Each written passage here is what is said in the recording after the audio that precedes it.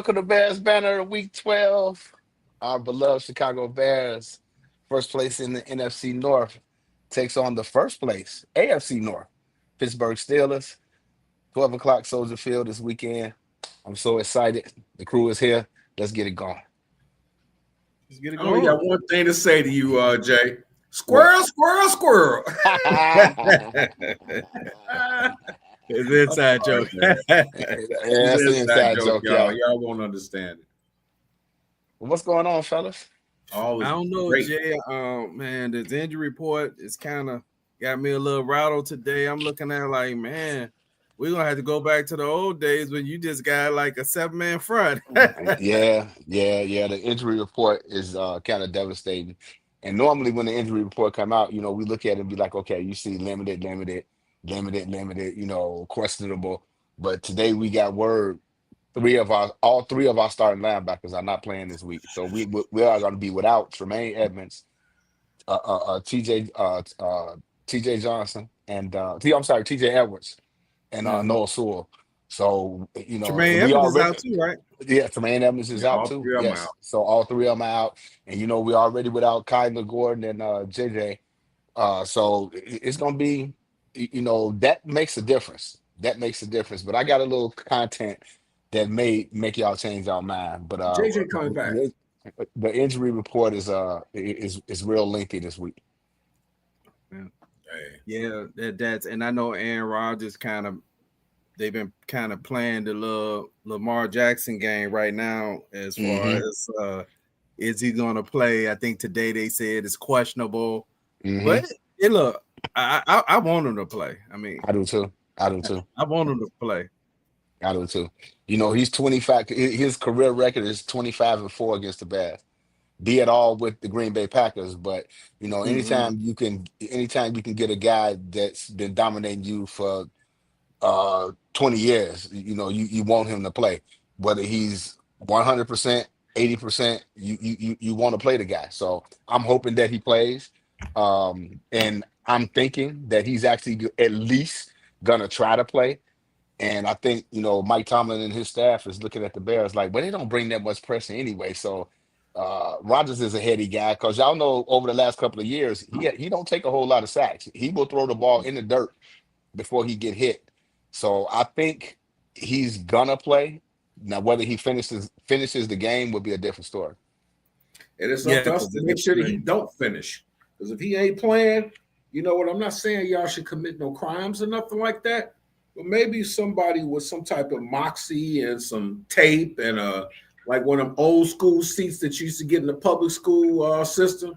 Get one and tape him to that seat and just sit him on the 30-yard line and just let him sit there and we can kind of rough him up a little bit. Yeah, because that injury actually, if I remember seeing a video when I was watching the game, it was from a sack. I think he was just falling on the ground and kind of like was trying to brace himself. Yeah. The ironic thing about this is on his non-throwing a hand, but it's on his wrist. The disadvantage of it being on your wrist is you need that hand to hand the ball off.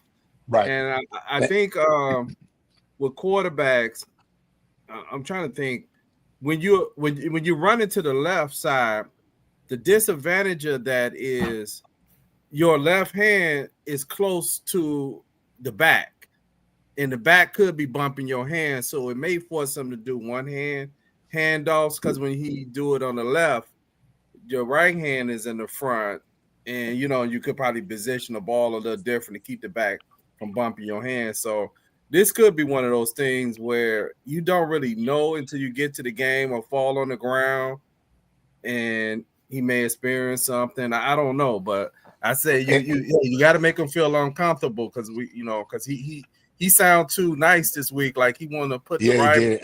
He want to put it down, and Chicago's a great place to visit. He did. Yeah, he did. But I was thinking that when he's under center, he's a right-handed quarterback, so his right hand is going to be on top.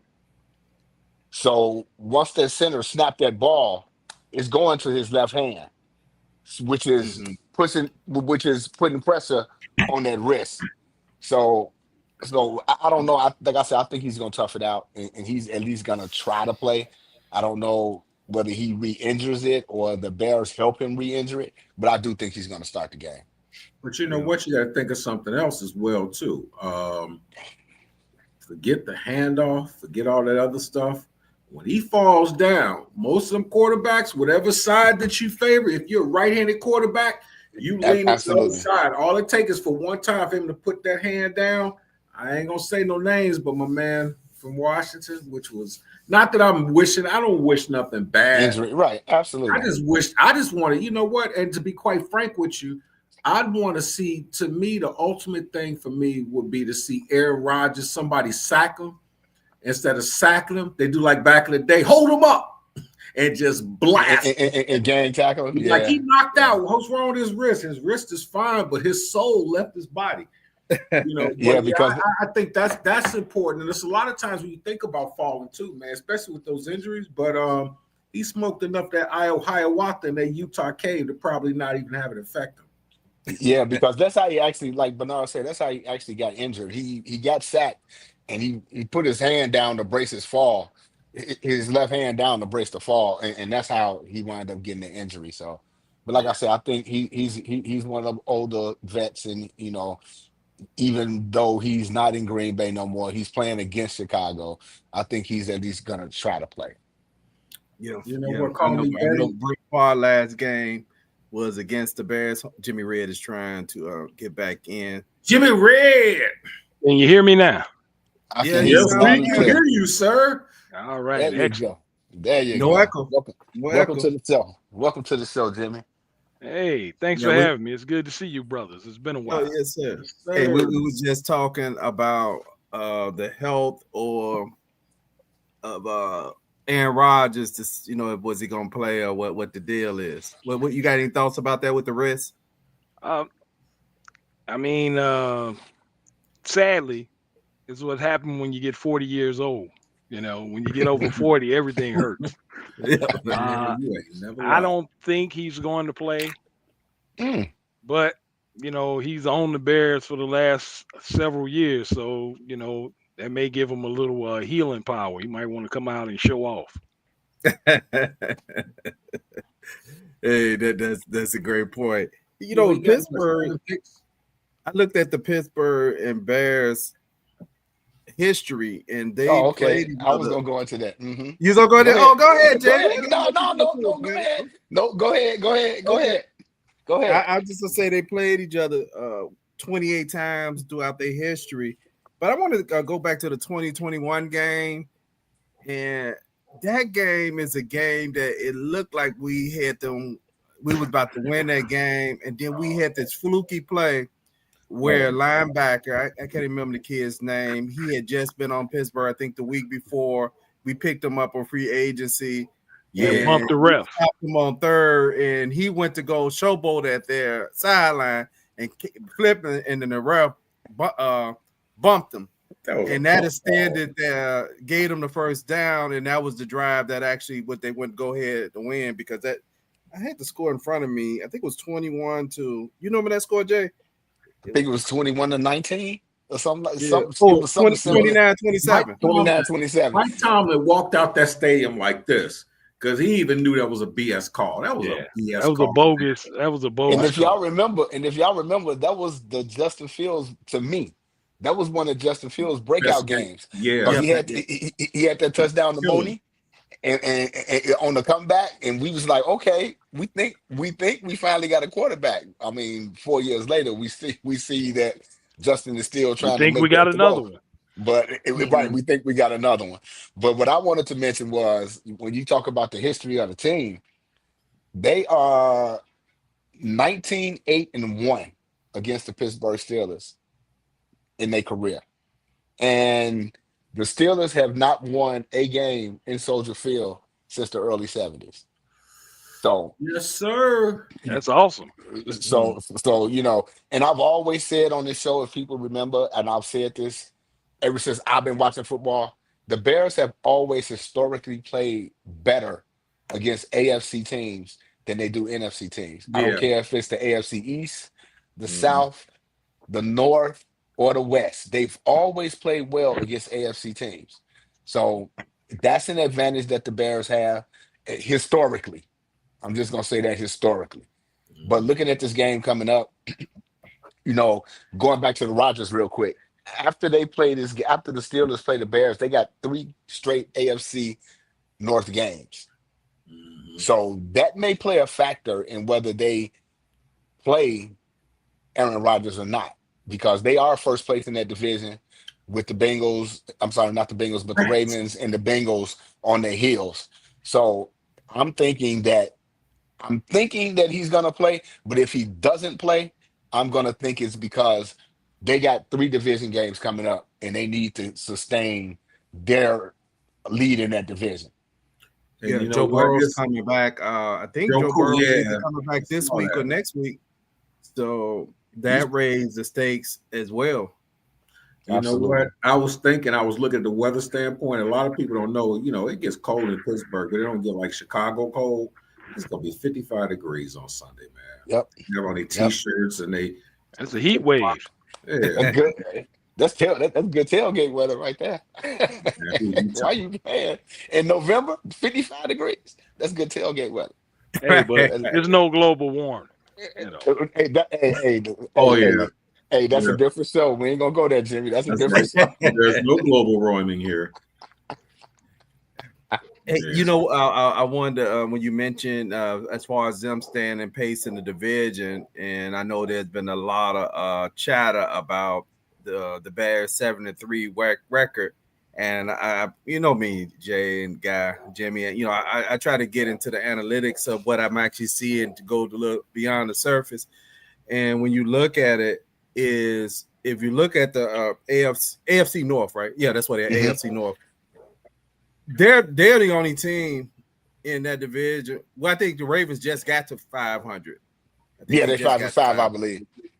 Yeah, I believe they just got to it. So other than that, all the teams in the AFC North until this weekend were below 500, other than the Steelers. The Bears are playing. The Bears and everybody in the division is playing that division. Then the other division, I believe, is the NFC. Is the East? Yep. Okay, there's only one team in the NFC East that actually have a winning record. The Bills. The rest of them are all suck in the NFC East, and that's the other division that everybody in the NFC North is playing, because basically you play all the same people. So 14 of the teams, all the teams in that division play the same 14 teams. You only get 3 different games than your opponent, which they made this fine for the Bears. They're fine. Okay, we'll let the Bears play the Raiders and the Saints. No, right, the way it goes, right. And Bernard, I'm so glad you brought that up, because you're exactly right. So 14 games. Everybody in our team played those same 14 teams. Now you have the first place team that'll play another first place team in another conference. The second place team play the second place team in another conference. The third place team. So it's all about where you're seated at. But it doesn't matter who you playing, because everybody is playing the same team. So with that said, Bernard, I know where you was going with this, where everybody said the Bears ain't played nobody. We all playing the same teams, except 3 different teams. Make it make sense. But I said to one of my coworkers, I was like, so are they saying, just say for instance, Detroit beat the Ravens, and I think they beat them by a significant amount of points. I don't know what the score was, but we lost to the Ravens, and it's one of those things where, so are they saying that the Ravens blew somebody out and we only won by, just like last week, Green Bay beat the Giants. We beat the Giants too. So why is Green Bay better than the Bears? And we're beating the same teams. You only can play the people on your schedule. You can only play the people on your schedule. So is it because Detroit blowing those teams out and we're winning on a last minute drive? A win is a win. So I'm so glad you brought that up because people don't understand that. Like they ain't playing nobody. Well, we playing the same people that Detroit playing. We playing the same people that Green Bay playing. Yeah, because All of us are gonna. I think prior to this weekend, the only winning team, the Lions, they'd only beat one winning team other than the Bears. They hadn't beat no other. Green Bay has only beat one winning team themselves. But if you look at it, if you do the math on it, the Bears are ranked number 5 in the NFC. So if they're ranked 5th out of 16 teams, that means there's actually 11 teams with worse records. Worse records. Correct. It's only about 3 teams that are actually, I think, 6-4. So everybody else is 5 or 5 or less, right? So you can't help but be you playing bad teams. I mean, look at last night as an example. Buffalo really is starting to be on the verge of you wondering if they're gonna make the playoff. Yeah. Hey, Buffalo used to look scary. Hey, Buffalo's championship window has closed. I'm telling y'all right now. And I picked Houston last night, and I know this is we need to get into the game, but I picked Houston last night because Josh Allen, prior to last night, was 0-3 at NRG Field. He has never won in Houston. So now he's 0-4. But DeMeco Ryans, he got something going over there. And I'm gonna tell y'all talk about backup quarterbacks are not relevant. Mills balled out. Davis Mills is 3-0 right now with CJ Stroud on concussion protocol. That's big. When you can get a backup quarterback to win you 3 games, especially the way the Houston Texans started off. But DeMeco Ryans got their defense playing superb. They playing superb. Man, they was harassing Josh Allen last night. I mean, they beat him. What was it, like 8 sacks, 9 sacks? Yeah, they need to call police on him, man. He got robbed. They robbed him, took his money, slapped him around, called all his friends up and put him on social media and everything, man. But see, the same thing with Josh Allen. He's a bum. But see, but here it is. But that's just how the general public is. Oh, when he started, he's a bum. He's not gonna do good. And all of a sudden he got to be great. And then everybody's like, oh, Josh Allen's that guy. After last night, now they back on his case. I'm like, this is like the NFL, man. I mean, that's a prime example. If you don't have time, it doesn't matter who you are.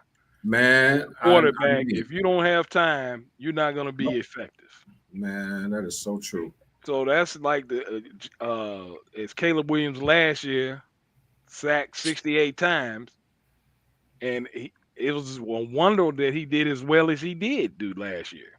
And that's what people don't see. What they see is, he got sacked. Oh, he held the ball. He had 6 picks last year? Yeah. 6. You show me another quarterback. I mean, there may be 1, maybe 2, but you show me any other quarterback, and not just another quarterback, but he was a rookie. And he only had 6 picks. I mean, a lot of times we get into too many analytics and we don't do the eye test thing. For a kid to get sacked 6,000 times in the season, only have 6 picks. 2 different coordinators. 2 different coordinators, 2 different head coaches. Yeah. But I real quick, and we're gonna get into the game. I was listening to an interview today where they had they talked about they talked about JJ McCarthy, and he was talking about how in his 5 starts, he sees different things. And he's mentally trying to prepare himself for these games. He was like, I would walk my dog and I would mentally prepare in my head like 10 plays that I'm going to mentally prepare for. But he said, it's so hard to unhardwire my brain from the things that I've been doing for 15 years. That's now that I'm in the NFL, I need to relearn the whole position. And what they were saying was, people was talking about, oh, that's so true. He's so honest. But the thing was, like, if Caleb said something like that, what would people say? He's not ready for the league. He's not ready. He's got to get in the film room. Justin Field, he's not ready. Well, of course, it's the double standard also. It's always the double standard. I'm even go deeper than that has nothing to do with football. Have a car that don't work. You live in doggone Harvey. You work downtown. You got to be at work at 8 o'clock. And it's 12 below zero outside, but your job ain't closed. Guess what? You got a symposium to do at 9 o'clock. You got to be there at 8:30. Don't nobody care about that. You got to get your behind up and you got to get to work. If J.J. McCarthy got a mental block, when he walk that dog, what he need to do is go get that check stub and walk down the street and see how much he get paid every pay period. It's like, I got a nice car, I got a nice crib, I got a dog. I mean, and maybe I'm it seems like I'm making light of it, excuse me, but I'm not. The guys that want it, none of that stuff matters. It's like, okay, yeah, I got Guy, I understand what you're saying, but look at it from this standpoint. Usually those things that you're learning when you come to the pros, you learn them and you utilize them. But when you get under pressure, you fall back in the old habits. Yep. And that's what happens because you get nervous, you rush, you fall back in the old habits. That's what happens too. I mean, it's just like Shador. They put all that pressure on him. He couldn't do anything. He got in, he wasn't prepared. No time with the ones, and they just amped up the rush on him. He had no time to think, so he's just gonna fall back on what he do. You can't do that in the pros. You gotta be a third quarter player. You know what also goes back to halftime? What happens after halftime if you lose it? What do? Make adjustments. So with that, and I do understand that too. It's just like even in the vein of public speaking, you can get a dude that can sit out in front of 3 or 4 people and just be comfortable and boom, boom, boom. You put him in front of 2,000 and freak out. Nah, that's your job. You know, and I know a lot of times people may think of it as, oh, this is completely different. It's not. It's mental. Because you look at guys like it's Tom different Brady. Up here. Would Tom Brady have been a quarterback he would have been if he'd have been drafted in the first round? I don't think so. Do I think Tom Brady, when Tom Brady walked into the today and he's like the guy, he's like that Caleb Williams guy, and they put him on that Patriots offense, fresh out of Michigan, no matter what he did, would he be the same quarterback? No. You know why he was where he was? He was the 199th quarterback pick, and he knew he was better. And all in his mind was, all he could think about is every other team in the NFL gonna get it. And then now you look at him 20 years later, he's the greatest quarterback because right here, it was like nothing's gonna stop him. And no disrespect to J.J. McCarthy, but you in a sweet situation. You ain't in an 0-8 or 0-9 team. You got a decent squad, you know. Well, so. yeah, but it also goes back. Watch what the Caleb will be facing in the Bears on Sunday. It's kind of a mixed bag of beans, kind of like when you face the Bears. If you look at both teams defensively, really on paper, they're not good defenses. Really, when you look at them on paper, they're not good defenses. The Bears are ranked, I think, 27 overall, and the Steelers are ranked 28 defensively. But both of them got something unique going on that's different from each other. The Steelers actually could sack the quarterback. They really actually could get out after the quarterback. But they're terrible against the run. But they're actually good in the red zone. That's the weird thing. And the Bears are actually, most of their turnovers, I believe, are in the red zone. The Bears have a weird thing to me going on as well, because the Bears can't stop anybody from running. They can't stop the run. They can't stop the run. They don't stop the pass unless they intercept. But they lead the league in turnovers, and some of those turnovers have happened, quite a few of them, in the red zone. In the red zone, yep. Yeah, but in one sense, they are still giving up too many points. I don't know the way no matter how you slice it, when you give up 24 points on defense, especially if your offense is not turning it over and contributing to that do force your team to have to score at least 25 to win a game. And, which is what they've been doing. That's what they've been doing. Which is what they've been doing. And they need to sustain those drives longer to give the defense a chance to rest. They don't need no rest, bro. When you look at the time of possession, they don't need no rest. I was going to say, Jimmy, the Bears' time of possession, the Bears' time of possession is pretty good. It is pretty good, but we've had a couple of games where we've had a lot of 3 and outs. Yeah, and so we got to get better on that third down efficiency. Yeah, here's our problem right now. Weird thing, and but the red zone is killing us. Okay, Yeah. I'm Now gonna look here's it up. the weird thing. This is why sometimes when stats you have to kind of like look into them. When the Bears when we say 3 and outs, when we say the Bears have a lot of 3 and outs, some of those 3 and out is misleading because there could have been a penalty on first down that drive is actually taking a long time, even though it was a 3 and out. It wasn't actually a 3 and out where they came up and ran 3 plays in 40 seconds. Correct. In real time, sometimes the Bears have 3 and outs that actually a penalty on first, right? Then they do something else, maybe a penalty on second, right? And then maybe something else happens. So they really had the ball quite a long time. I think I know what you're referring to because there are times, but I think what have worked in their favor was when they have those 3 and out spurts, the other team ain't really doing scoring either. So sometimes it's neutralized because sometimes if you look at the last 4 games other than last week, they really had not even punt much. I think one game they punted 3 times, so 3 and out was irrelevant in like three games because if you only punt 3 times, I think the game before that they punted twice. The game before that was 4. So a lot of those 3 and out stats, too, you're looking at the first 3 games. It was just so many in the first 3 games as well that it kind of distorts the overall number. But I mean, that's a good information. I got some numbers. The Bears are ranked 20th in the red zone. They're 54.29%. In their last 3 games, they're 66.7%. The last game, they were 50%. And home, they're 60%.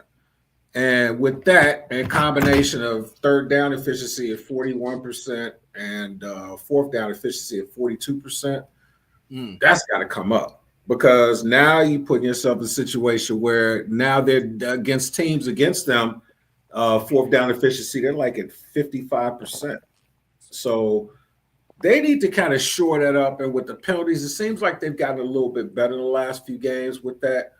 But with that red zone, man, to give you an idea of how important the red zone is, this year Philadelphia is at 75%. Wow. Yeah, but Philadelphia is on a different level only because of the tush push. You know, people can't stop the tush push. So Is it me? That really bolsters their red zone efficiency. Is it me or does it seem like the play calling gets kind of weird when they get into the red zone? Well, let me answer that for you. I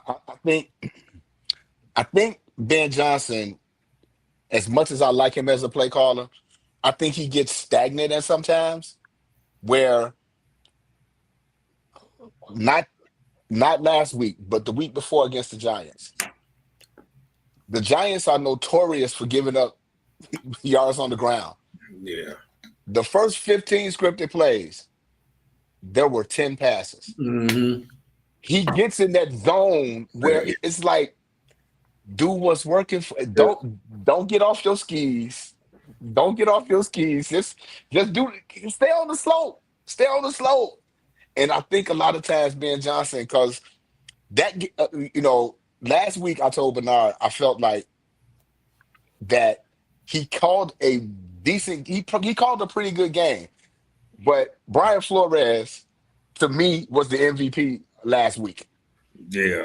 He was definitely the MVP of the game last week because he neutralized, not neutralized, but he attempted to neutralize everything that Ben Johnson called. This dude blitzed 70%. Yeah, I saw in the first half. That was crazy. That's insane. It's crazy. Go back to week 1. Brian Flores didn't blitz at all in the first half. Second half of the first week, he kind of dialed it up. So for the Bears to even come out with a win last week, to me, whether Caleb played well or not, whether the team played well or not, for them to come out with a win last week, to me, that's about coaching. But I think what that remind me of? But I think that a lot of times, let me finish, guy. I just think that a lot of times with Ben Johnson is really arrogant too. And I like that. I like it. He's really arrogant. But sometimes I think he get off his skis sometimes. I'll be like, okay, Ben, let's get back to the basics and get back to what's working. And at the end of the game, he did get back to what was working, because when you get a 56-yard kickoff return and it puts you in field goal range, to have the faith, first of all, in your kicker to make a 48-yarder after he missed a Missed one, right? 45-yarder. Yeah. He ran the ball 3 straight times. Yeah. He ran the ball 3 straight times. That was him getting back in his element because he knew that the running game was working. So I just need him to stay on the skis. He need he needs to have as much humility during the whole game as he does at the end of the game. Because here's the deal. When he's in the red zone, he tries to be too cute. Cute only wins beauty pageants, not football games. And when you get that narcissistic approach, and in your mind, you also have to understand that you're running plays, but you also are running plays and other people are actually physically doing them. You know, I always look at, when I feel like that, I look at like a lot of old football games where they really don't pass much. I find with them, if they run the ball and they're getting 6-7 yards a clip, everybody in the stadium, everybody that's watching the game know this next play is going to be a run.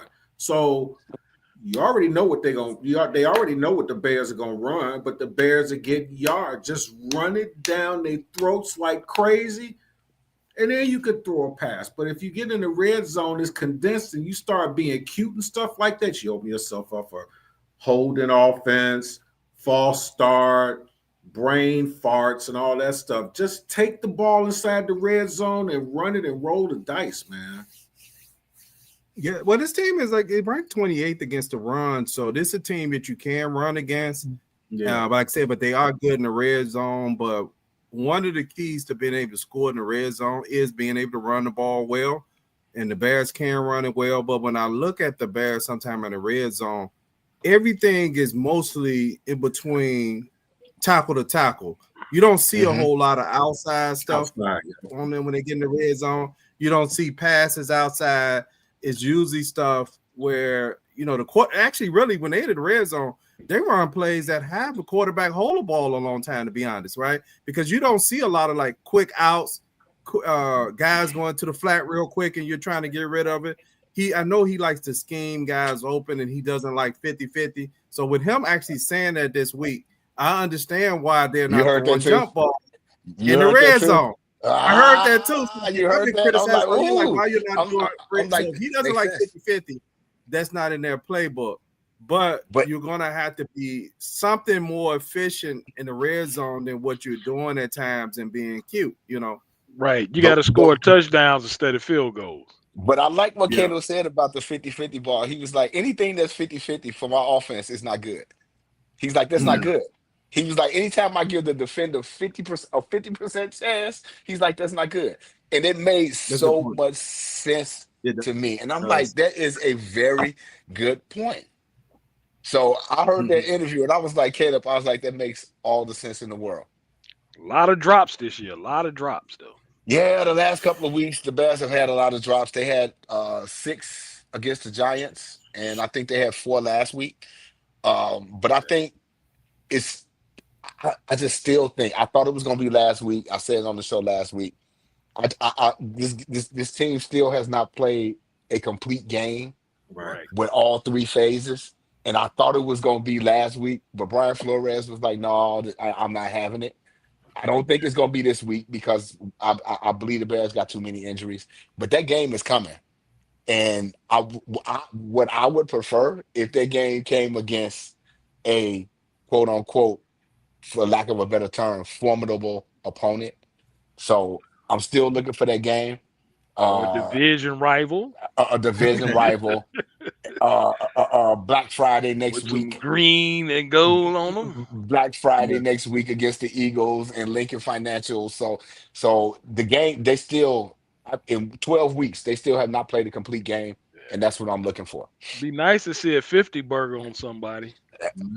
Hey, Jimmy, my prediction score last week was 44-10. Wow.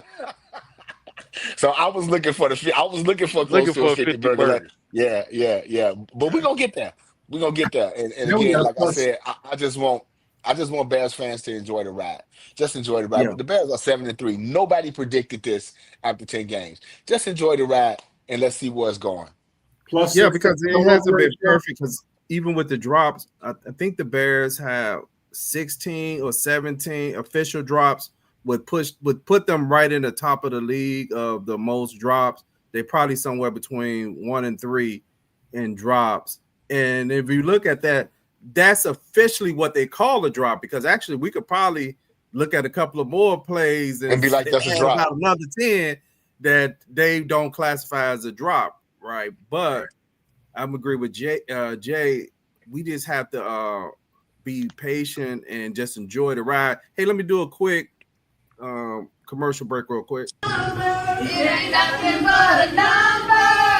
Hey, stay. It's because of my ex-girl. But ain't nothing but a number.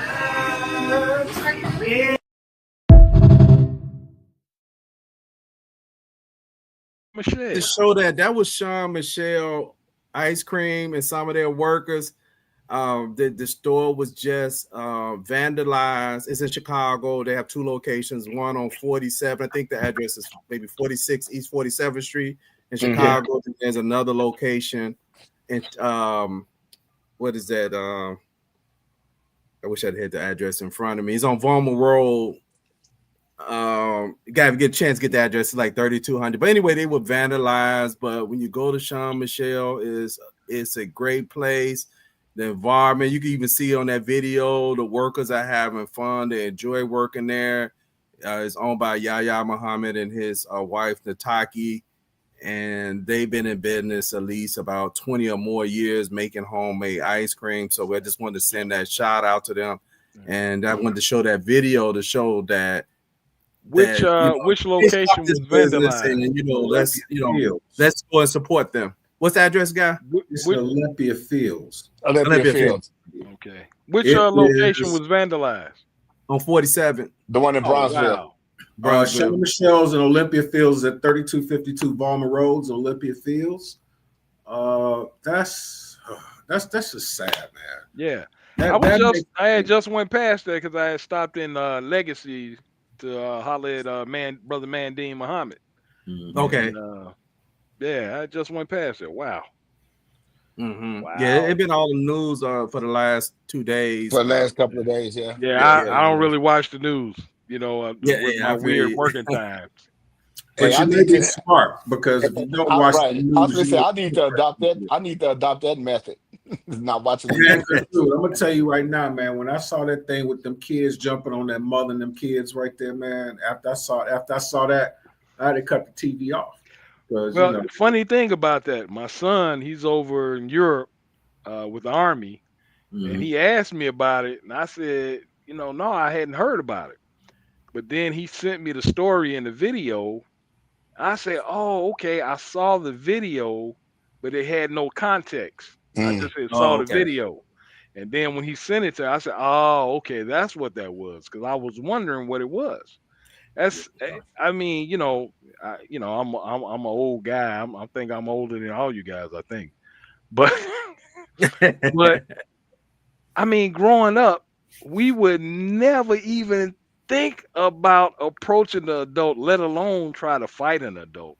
Yeah, at that age. And the sad part about it, lack of respect is ridiculous. It's and it's us, man. That's the saddest thing, man. And the mother has sickle cell anemia. She had just got out the hospital, So and is pregnant. And one of she's not pregnant. It's like some type of thing she's got because of that. But okay, because they were saying she was little pregnant. Kids. Okay, and as soon as the parents, from what I understood, got arrested for some, I don't know if it was related or not, but neither here nor there, man. We got to stop crying about what happens to the world, how the world treats us, and all that other stuff. How you treat yourself. And deal with this situation here. You may not like that dude across the street, but he looked just like you. Leave that man alone. Yep. Hey, so anyway, when we get to this game, I mean, what do you expect us to do, Jay? I know you were just talking about some of the stuff with the play calling. I mean, what do you expect offensively? And we know defense, we got a makeshift defense because we got a lot of guys out. So that's going to be a challenge within itself. So, and I do want to start defensively. Believe it or not, Plank. okay. I do want to start defensively. Um, I don't like I said, I don't know what the running back Warren status is this week, but Kenneth Gainwell has actually played pretty well this week, filling in for Warren whenever, because if Warren missed this game, this won't be the first game that he missed. And I believe it was week 2 or 3 where Warren missed a game, and Gainwell scored. He hit payload 3 times. So I think defensively, with all of our linebackers being out, and we're getting ready to be playing the rookie Hippolyte and D'Amico Johnson, I think his name is. Um, it's going to be a challenge. It's going to be a challenge. I think CJ Gardner is going to have a big role this week with a lot of our linebackers being out. And depending on what quarterback the Steelers play, I think we're going to see a lot of.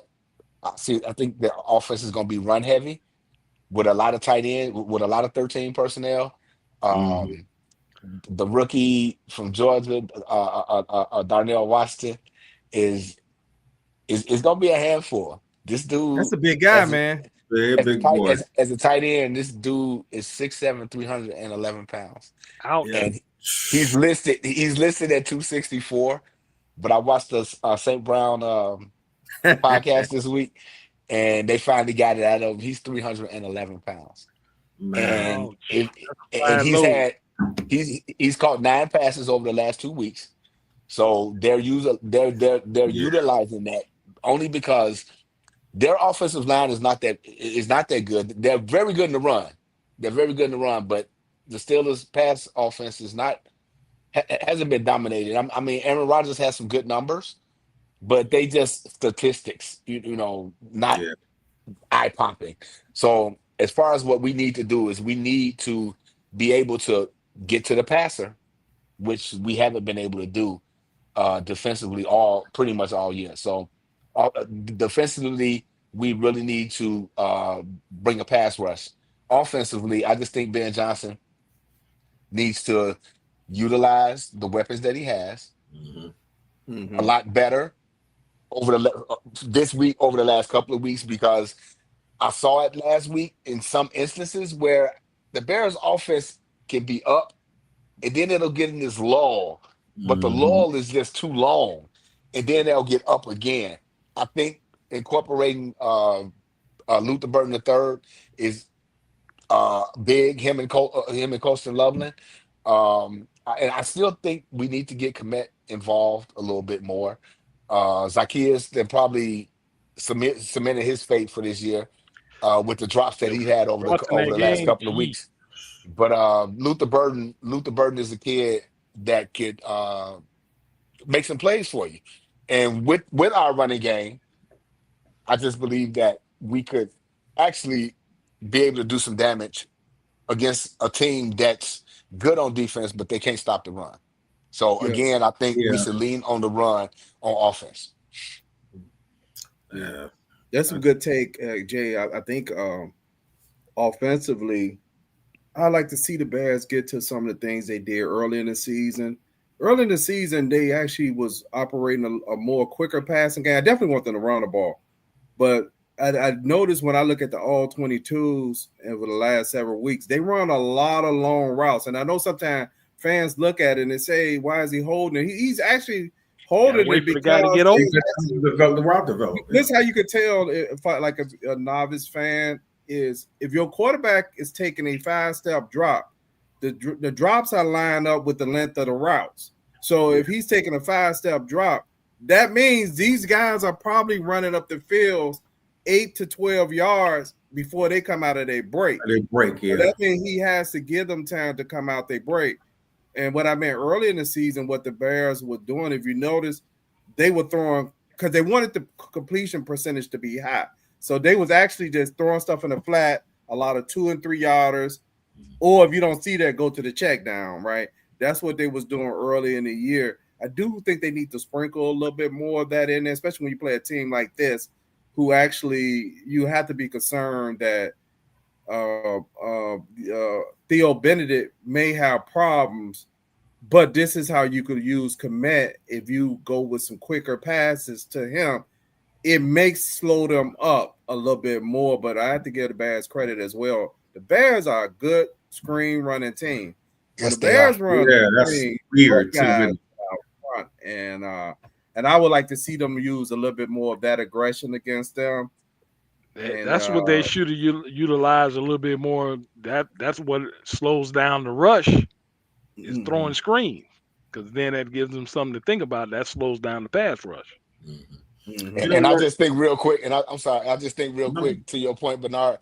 I heard Declan Doyle, Bears offensive coordinator. If people don't know, they were asking him about the vertical passing game, which hasn't been big this Yeah.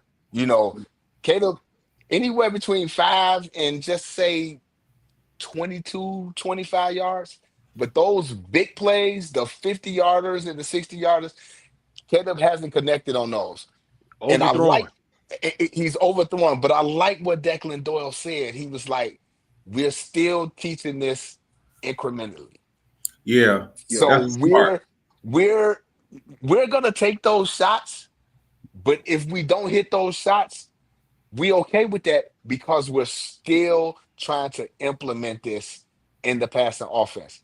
Now, the reason I say that is because guess who leads the NFL in the most explosive plays this year? Caleb the Williams. Chicago Bears. The Chicago Bears. And The that's what Chicago Bears lead the NFL in offensive explosive plays, and they haven't even hit the big plays yet. So right. what you do in this instance is you hit your players in space and allow your playmakers to make plays. It's not rocket science. It's not rocket science. The same thing that he did in Detroit is the same thing he implemented here. Only when this offense matures, they're going to be able to hit that over the top play that they was in the James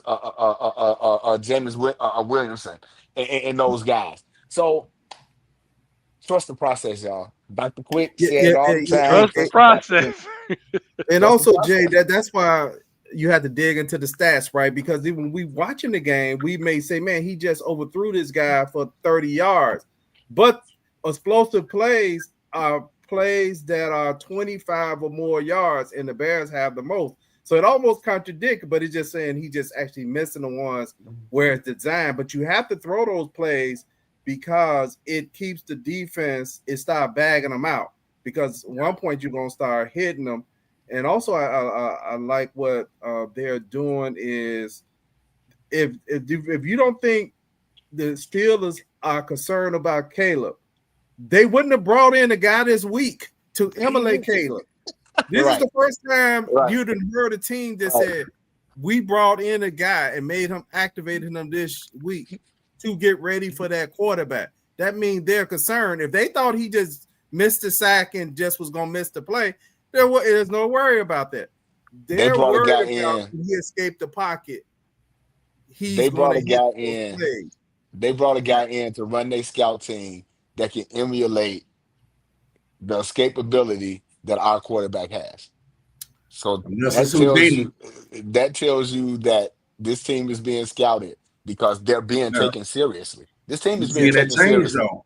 You seeing that change, but you know what? But going back to what Bernard was saying about watching the 22 and above, and a lot of people, a lot of fans who complain about things. What you also have to understand is if you look through a league, you got a lot of teams, like a lot of offenses that run sort of like West Coast type routes. So they're short and quick. Some of them made like Hanks, which wears like a triangle. It forms like a triangle. And you would say he's holding the ball too long, but he's not. You know, like you say, he's just waiting for the break to happen. But for this game, ground and pound, Swift, Monungai, Swift, Monungai. You keep going until they decide that they can't, until they prove that they can stop you. We should be pretty good on the passes. On the defensive side, the only thing I'm worried about is really because all three of our linebackers out, and it's going to be a daunting task. But I think this is actually a perfect game for a morale reason. If we can go ahead and get this W here, because it'll kind of take the monkey off the back, so to speak. They talk about, oh, not saying that Pittsburgh is this world beater, but by the same token, it's a nice little notch to have on that belt. Okay. Hey, y'all ready? Y'all ready to? Yeah, you got something, Jimmy? Before we go to 2 for 2.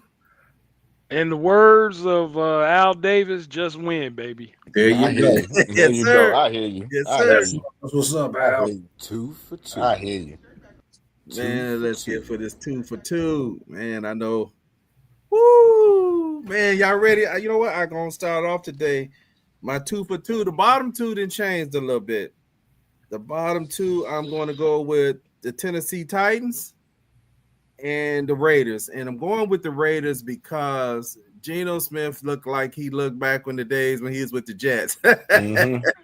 And Mm-hmm. you're having a veteran quarterback that's throwing that many interceptions, and they're starting to be a little heat on the coach as well. I don't think they're going to do anything, but it doesn't look good. But they're definitely going to be calling for a change. And I think the Jets may look a little bit more positive. Just sometimes you just make the change, teams get a little burst of energy. My top two is I'm gonna have to go with New England and the Eagles. Okay. Well, I'm gonna echo your sentiments on the bottom two. Okay. Because I'll take that back. I'm sorry, I'll change that. I'll take that back. I'm gonna go with the Tennessee Titans. Nah, I can't do that either. Yeah, I'm gonna echo your sentiment. I'm gonna echo your sentiment with the Raiders. I'm sorry, I'll take that back. I'm sorry, y'all. I'll take that back. Now this I'm is gonna gonna take your go. time. I'm gonna go with the Jets and the Tennessee Titans. That's where I'm gonna go because the bottom line is the Jets are just, they spend a lot of money and they have nothing on the field. So that's why I'm gonna go with the bottom two. And with my top two, as much as I like New England, I'm still gonna go with the Eagles and the Rams. Okay. That's a good. I'm going with my top two has got to be New England and Denver. They won 8 in a row. Both teams. So that's the only way I go. My bottom two has got to be Tennessee and Washington, man. Washington has lost like 6 games in a row. And don't look like they're gonna get no better. And the way this schedule is looking, it's gonna be interesting. Man, Yeah, that's I the had to fall think off about from that. last year, right? Yeah. You go to Yeah, the yeah. divisional championship game But that's what happened when you play a last place schedule where people don't want to talk about that. People don't want to talk about that. Right. They don't want to talk Right. about that. Unless it's They the don't talk Bears. about that. of course. Unless it's the Bears, of course. They don't want to talk about that. Yeah. It What doesn't you got matter going? last year that 6 of their victories happened in the last 2 minutes of the game, and nobody said they couldn't live like that all year. Right. Yeah. But with the Bears do it, it's no, I mean you can't. That's not That's not sustainable. sustainable. But it was sustainable. It was But sustainable for Washington. And many of us thought they was gonna get beat the first round of the playoff, and they actually won the first game. I got something for y'all real quick. They gave them a beat down. Hey, but look, let me put this out there real quick before Jimmy Red give his predictions. They talk about the Bears.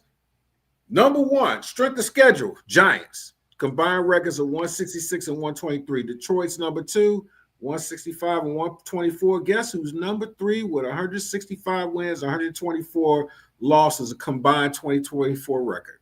We got the third hardest schedule in the league, and we 7-3. Collar pop. Okay. hey, What you got, Jimmy? All right, my bottom two. I have the Jets, Jets, and and the Titans. And for my top two, I have the Colts and the Rams. okay. Coach getting some love. As they said, but y'all know, I'm not an AFC guy, so it's as much as I actually like New England. But I'm gonna tell y'all something real quick. People talk about first year coaches and all this, but Mike Vrabel is not a first year head coach. No. He has experience. So there's a difference from a first-year head coach versus a head coach that's This is his first coaching year. a team It's on. his first year there. Yeah, big difference. Let's talk about it, y'all. People, I just don't. I just want people to understand the nuances that go on with this. Yeah. Just because he's the first-year head coach in New England, he's not a first-year head coach. He And got that structure. makes a difference. He got Yeah, he structure. got some of the man. old coaches from the Patriots era. Even got Josh McDaniels back, so Josh you actually McDaniels, had some players you have that actually played under him for 2-3 years ago. So yes, 3 years ago, yes, that is still on the team. So yes. it's Those are not the a things. total new system for everybody on the team. You know, it's And for the guys like Absolutely. quarterback, that, not all the linemen and all that. So and guys like that, their teams are built commensurate to the mistakes that he made in his other jobs. Mhm. He taken all the pieces that he made Mhm. mistakes. He said, you know what? Mhm. It's okay, but I'm gonna make sure this don't happen. And people can say what they want about New England and all that other stuff, but hey, Because even when he coached the Titans, when Mike Vrabel coached the Titans, who was his quarterback? Do anybody remember? it was Who his The quarterback was? converted wide Tannehill. receiver, Tannehill. Tannehill. Yeah, Tannehill. So now you have a first round pick that you drafted last year that's in his sophomore season with a veteran offensive coordinator who's going to scheme his offense according to what his skills are. It's chess, not checkers, and people don't understand it. People don't Yeah. understand it. Hey, y'all got any games of the week going other than the Bears? Oh, yep. Well, I think I want to cheat and say my game of the week was last night because I called it. I called it last night. I knew it. I knew it. But if I And had you to know what, call it, Mavs is gonna be the Chiefs and the Colts. Ooh, that's gonna be a good game too. That's gonna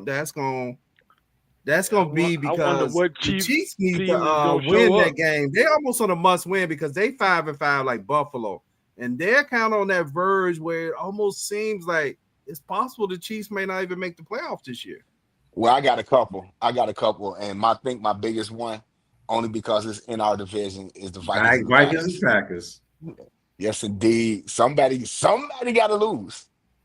It's just one of them things where if Yeah. we could win and somebody lose in that, because I think the Lions gonna get right this week because they play the I Giants, got one for you. Cowboys, and Browns Eagles. and the Raiders. Yeah, that's gonna be a highly That's- watched game. Yeah, and if you know It's that gonna be a that's highly saying watched we're gonna game. take the Browns to the Super Bowl is Right. It's gonna be a highly watched game. It's gonna definitely be a highly watched Right. game because Shador Sanders getting Yeah. his first start, and also the Eagles Cowboys game is gonna be interesting too because the Eagles have not played good football. Their record may not indicate it, but they have not played good football over the last several weeks, and they I got a got a lot of game. in-house. They got a lot of in-house fighting going on with Yeah, they with do. AJ Mutiny on the Brown bounty and over Jalen there. Hurts. Yeah. I got a game for you that nobody's probably even thinking about, man. The Bucks and the Rams. Are the The Rams Bucks and the really that Rams. good? Yep. And are the Bucks Yeah. really better than 6-4?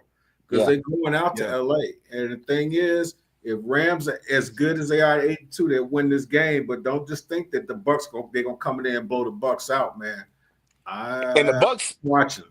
And the Bucks are dealing with a lot of injuries, especially to their wide receiver room. They dealing with a lot of injuries. But I'm gonna tell y'all something. That Rams team is special, man. Their offense is pretty darn They special. they're ridiculous. Matthew Stafford at 38 or 37 years old, I think he's actually they are special. That they say offense he is hasn't really thrown an special. interception this year. Yep, they are special. That offense is special. Nice. Hey, That's let me run one more It's question. like y'all just go. I'm One gonna get the more ball. video, then we'll go to our predictions. Hold on, let me do this. Frame us out.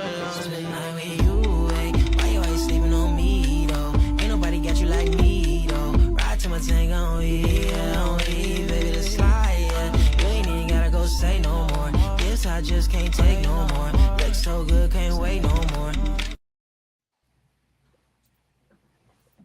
That boy's good. That boy good and great. Hey, we got. He's pretty much finished with our theme music. I gave y'all a peep of it the other day. So he just want to put the final touches on it, a Bears Banter theme song, some lyrics to go with our actual music. So, and I'm waiting for her to finish that up next weekend, and we roll it for next week. Yep, absolutely. Look, this is what's gonna happen with Luke. Luke's music gonna be on the Carnival Cruise somewhere, and it's gonna be some 85-year-old Spencer and her kick it buddy who's 83, and they're gonna be dancing out there to that Luke music, man. I love it, man. I love his sound, man. His sound is great, man. Yeah, Bernard, congratulations, man. Your kids are doing their thing, man, and it's just good to see. It's just good to see. Appreciate it. And I tell people, all the time how my environment that I'm in, where we all went to school together, and now our kids are adults and they doing their thing, man. It's just a beautiful thing to see, man. So congratulations to your I turned into a parent again, especially your daughter, cum laude. Oh yeah, thank you. Yeah, absolutely, man. Absolutely. Man, school trying to do her thing. Are y'all ready for them scores yet? Yeah, I'm ready. I already got mine. I'll go first. I got mine. I got mine first. The Bears gonna come back again. It's gonna be a comebacker. It's gonna be a comebacker. Bears win. My heart can't take too much of this. I know that's right. I'm coming to join you. Come to join you. But the Bears gonna come back on this one. It's gonna be 28-25. 28-25 Bears win. Okay. Woo, man. Jay, I've been waffling all day. I'm looking at the defense, and I ended up saying, man, I'm gonna have to pick the Steelers. And then I walk in my closet, and Sweetness called me out. Sweetness called me out. No, you're not. What's wrong with you? What is wrong with you? So Peyton told me, hey, get it together. And so he told me, he didn't tell me that, I'm just joking. But the Bears, I got the Bears winning a close game, 18 and the Steelers 15. Okay. You know, a little defense. That's yeah. I'm looking at a bunch of field goals. Sweet is like, hey man, didn't Quick tell you to trust the process? Give me all right now. Give me my energy. I'm going 21-17 Bears. Okay. All right. 21-17. Okay. I guess I'm gonna be the oddball. I got the Bears 30, Steelers 27. Okay. Oh, you got the Bears winning? We all got them goods up. Okay. Always got. I don't care who they playing. The Bears always got to win. Flash the. Okay. You know what? And everybody knows with this show, records.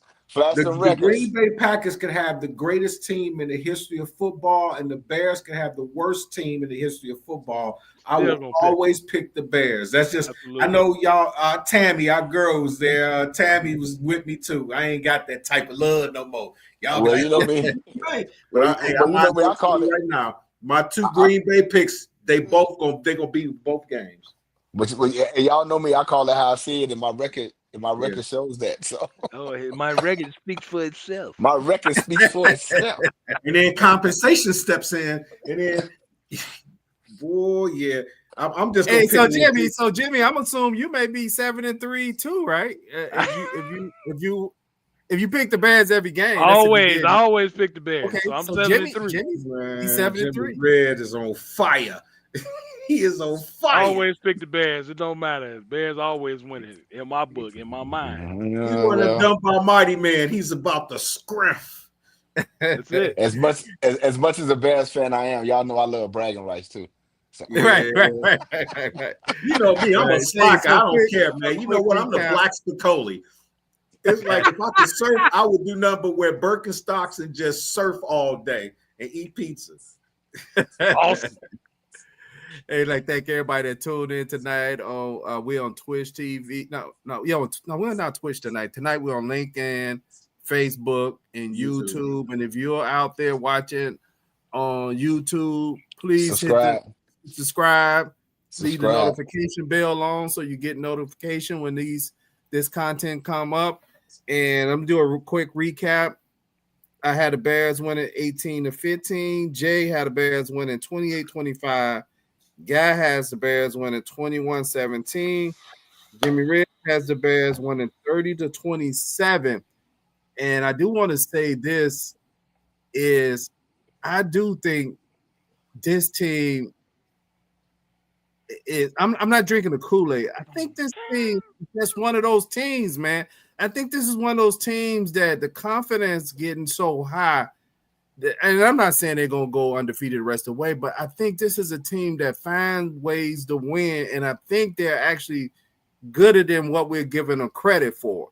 Yeah. And I believe once we start getting guys coming back from injury, we're going to probably see the potential. But that's my thought tonight. I just think this team is just one of those teams, man, that they find a way to get it done. And it doesn't matter how they get it done, as long as they get it done. Quick question. This team reminds me of the 2003 Dick Duran team. That's who this team reminds me of. The I'm on that 2003 Dick show, Duran team. but that's not my show. Yeah, Dick Duran. Quick, Roshan Johnson. What happened? He's the forgotten man. What happened? He in my kitchen right now with a cast on. He can't stay healthy, man. He can't stay healthy. He has a thumb injury now. Oh my goodness! He has the only professional athlete in the WIC office. Almost every week he's I know he's played on special teams a little bit, but every week he's actually listed on questionable on the injury report. Yeah, wow. On the injury report. So I don't know. I just keep saying he'd have lost his, in the backfield. I think he's done in the backfield. So he's gonna have to make his way. I mean, if you look at Maganga, I just want to use him as an example. If you look at the rookies' rushing records, stats right now, it's amazing that Maganga has only started one game, and among all the rookie running backs, I think he's ranked about 4th or 5th. Mm-hmm. So that's showing how effective he is. When he comes in the game, for him to have that many yards, I mean, he's right on what's Gentry's. He's right on Gentry's tail, who started, I believe, every game. Every game this year. Yeah, absolutely. Yeah. Absolutely. He's right on the tail of my guy, Q-Sean Jenkins. I think Q-Sean, I think none of those guys got over 600 yards, but they've all pretty much started 10 games. He's like in the 400s, right on their tail. Yeah. Yeah, but Roshan is snake bit. Can't stay healthy. Yeah, he just can't stay healthy. He just can't stay healthy. Getting the check. But you know what? I 100% agree with you, Bernard. You know what Ben Johnson is to me? Ben Johnson is that guy who sees something in these players that they don't see in themselves. And every time that he proves himself right with showing what their ability is, it just gives them that much more confidence. Yeah, you believe. You have a coach. It's like when we crack jokes to some old school dudes. How you gonna respect your grandma? She's 33 years old. You know what I'm saying? Grandma's supposed to have them little slick little house shoes, walking around, and a moo-moo. And guess what? You could be a stone cold, and even back in the day, y'all remember, because like I said, I grew up around Robeson, and I can tell you right now, when I even get into names and stuff, some of the biggest stone cold killers in the neighborhoods and shorties were like friends of mine. They were shorties, and they saw me play ball. And like even with Bernard, it was like, and he'll even tell you, we were like no-fly zones. The gangbangers wouldn't recruit us because the OGs wouldn't let them because they knew who we were. But when we were shorties, we all hung out. But we talking about that dude that became an OG, that's a stone cold killer, and will see your mom and say, yes, ma'am. That's help her take the groceries in. Yeah, that was mad, dude. My mom was part Cherokee Indian. She was very light skinned. She could almost pass for white if she didn't have that hook nose. She walking down 73rd and Stewart with her purse. 2 dudes. I'm not gonna say no names, but they got known bodies walking, carrying her bags. It's that respect that people have. And if you even look at the end of the games, look at what your boy Flus did at the end of the game when they won, and you look at Ben Johnson. Unless you're not a Bears fan and don't watch it, I will guarantee you put them side to side. It's 2 coaches. They look like 2 entirely different dudes. There's a difference between partying with your boy saying, yeah, yeah, and having a coach amp you up and you still pumped up, but you got the respect to the fact that this is your coach and not your friend. Yeah, it's all about confidence and a lot of things that we do in life. Just confidence. And the more the Bears rally in late games, even though it makes us all like, hey, we on blood pressure medicine, But you know what? That other team started getting ready, getting worried, right? That's what I mean. They started getting ready, worried. Think about how many teams, and I'm not comparing to the Tom Brady, I'm just making an analogy. Right. How many teams were afraid of Tom Brady having the ball with a minute left on the game? Teams were slow purposely to not score, to say, man, we can't let Tom have. Right now, the Bears and Caleb Williams at the helms, teams are starting to get worried. Yeah. Man, how many times? You can't let them get the ball. Well, we got 5 last-minute wins. How many times have you seen the Bears after the kickoff return last week? I looked at the clock. I'm like, 50 seconds, 3 timeouts. That's like 2 minutes. Yeah. That's like 2 minutes. When you have a coach that's competent and can call plays with 3 minutes and 50 seconds left in the fourth quarter with a chance to win the game, I'll take my chances. And I sat back last week. I wasn't worried. I was worried. I got to the point where I worried when he was going to kick attempting a 48-yard field goal. Had he put the ball in Caleb's hands and was like, go do your thing, I was not worried at all, because as much as they have put Caleb in this structured offense where they want him to play within the structure of the offense and play out the pocket, the backyard stuff is what he do. And with 3 minutes and 50 seconds left, I have no doubts that I got confidence in the quarterback that he's going to make a play and get us in position to win. Let's draw it up in the dirt time. Hey, I'm going to leave this with y'all. And y'all old enough to remember this. You know who they remind me of, but Bears got a better defense and offense? Cardiac Kids, them 70s and 80s Cleveland Browns with Brian Sipe and Ozzie Newsome. Them dudes would get you in the fourth quarter, man. I don't care who you were. The Steelers, I didn't care who it was. If it was like 3 minutes left or 2 minutes left and they were on offense and Brian Sipe was back there, you knew you had Newsman on them guys. Them dudes, we lost Jay. And them dudes, man, but the difference being is with us, what's the difference between us and Cleveland is we actually have more on both sides of the ball, which makes it even, it makes it impressive. But real quick as well, these guys are playing for each other. You know what I'm saying? I love what I'm seeing. I would like to see them blow some guys out and get some guys to get a puff or whatever it is. But let's just keep this ball rolling and see where it goes, man. Yes, sir. Jay, where you go? You killed it, Jay. Bernard. Shay, come back, Shay. You bastard. You killed Jay. Shay, come Jay, back. I just want to come back after the game on Sunday. This is a 3:30 game, right? No, it's 12 o'clock. It's 12 o'clock. It's 12 o'clock. Okay. Oh yeah. You know what I'm thinking about the other game that they flexed. They flexed the Green Bay game. And the only reason I'm mad about this is because I thought they had flexed the home game. I was like, yes. But it's the Lambeau game. But yeah, they flexed December 4th or December 3rd, whatever it is. They flexed that from 12 o'clock to a 3:30. So that just gives you knowledge that the NFL is on notice. I don't know if I said this last week, but I was laughing. Again, we're gonna have to go because we already at an hour and 15 minutes. But I was laughing. I was in my car and it was like Black Friday. 2 NFC heavyweights, the Bears and the Eagles. I'm like, not we consider heavyweights now. The Bears are considered heavyweights. So yeah, so it's just good. Like, I'm just enjoying the ride, and I just want Bears fans to enjoy the ride too, man. Because we don't know where it's going. We don't know where it's going. We hear that joy in your voice. It's not like last absolutely, absolutely. I'm just enjoying the ride. A heavyweight, the Bears have. I'm good. Right, absolutely. Right. Yeah, it is exciting. Like I say, even though we get like we think we having a heart attack on these games.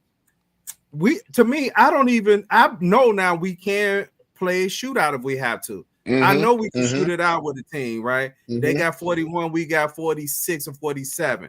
I never had confidence that the Bears could hang in a shootout with a team. So even though with the imperfects, we actually have a team that could rise to the occasion of the opponent and match them point for point if that is needed. If that's what's needed. Right. Absolutely. So I'm happy about that. Hey, y'all got anything else before we close out for the night? Bear down. I got one thing. Bear Teams down. nowadays, and I can tell you right now, and I'll deliver this message to Mr. Rogers. Be careful what you ask for. If you want to play some hero ball and come out, understand something. This ain't the same Bears team you've been running against up in the fourth quarter. If your wheels ain't working, you might as well go pull out your Blue Cross Blue Shield card because you about to go on injured reserve because you about to get popped. Brother Sweat needs to at least have 2 sacks. Yeah, I agree. I agree. Yes, sir. They need to get there. You need to start earning that paycheck.